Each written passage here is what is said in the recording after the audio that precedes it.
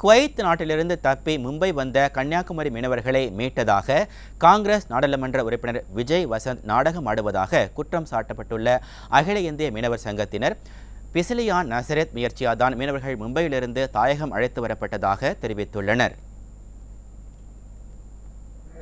Vijay Vasanth sir பண்ணியிருந்தாருன்னா நாங்களே அவர் தூக்கி போட்டாலும் அவர் இந்த தொகுதியில் எம்பி அவர் கடமை இருக்கு செஞ்சால் நாங்கள் சந்தோஷப்படுவோம்.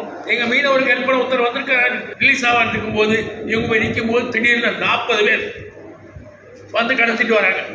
அந்த 3 மீனவர்களுக்கும் வெளியே என்ன தெரியாது. அவங்க வெளியே வந்தோடனே அவங்க கையில் போயிடுறாங்க. இதுவரை காங்கிரஸ் வந்தது ஒட்டுமொத்தமாக மீனவர் வாக்கப்பட்டு தான் வந்திருக்காங்க. அந்த வாக்கு பசிலியான் போய் பசிலியான் வெற்றி அடைஞ்சிருவாரு. நமக்கு சிக்கலாகி போகிற இதில் அவங்க பசிலியான் பேரை கெடுக்கன்னு பேசியிருக்காங்க.